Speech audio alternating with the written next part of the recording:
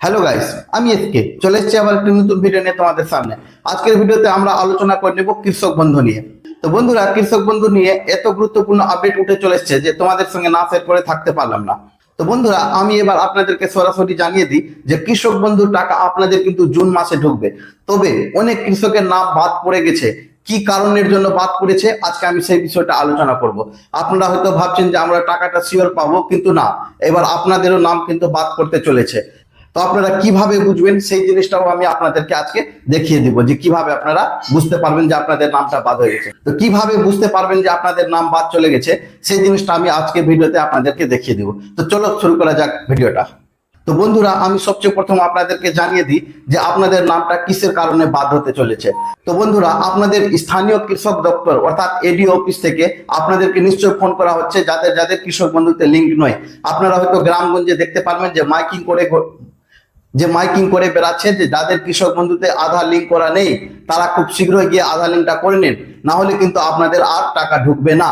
তো এই জিনিসটাই বন্ধুরা আমি আপনাদেরকে জানাতে চলেছি যে যদি আপনাদের কৃষক বন্ধুর আইডিতে আধার লিঙ্ক করা না থাকে তাহলে কিন্তু আপনাদের এবার কৃষক বন্ধুর টাকা ঢুকবে না। আমি আপনাদেরকে এখানে একটা নাম্বার দিচ্ছি, সেই নাম্বারে হোয়াটসঅ্যাপে আপনারা হাই করবেন। হাই করার ফলে ওখানে সবকিছু চাইবে, তো বলবেন যে আমরা কৃষক বন্ধুতে আধার লিঙ্ক চেক করতে চাই। সেখানে ক্লিক করবেন। ক্লিক করার পরে আপনাদের একটা ওখান থেকে এসএমএস পাঠাবে। এসএমএস পাঠানোর পর সেখানে আপনারা নিজের আধার নাম্বার দিবেন এবং কৃষক বন্ধুর আইডি যদি থাকে তাহলে আইডি নাম্বার দিবেন। প্রথমে আপনাদের ভোটার কার্ড নাম্বার চাইবে, তারপরে আবার আধার কার্ড নাম্বার চাইবে। সেটাকে ওরা ভেরিফাই করবে এবং ভেরিফাই করার পরে আপনাদেরকে জানিয়ে দিবে যে আপনার কৃষক বন্ধুতে আধার লিঙ্ক করা আছে কিনা।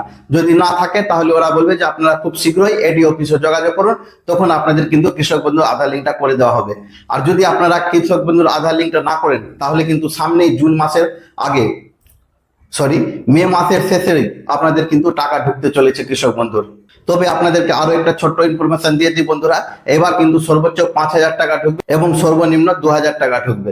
এই টাকার পরিমাণ যে উঁচু নিচু আছে, অর্থাৎ 2,000 কারো 3,000 কারো 4,000 কারো 5,000 যে আছে, সেটা কিন্তু আপনাদের জমির পরিমাণ হিসাবে দেওয়া যাবে।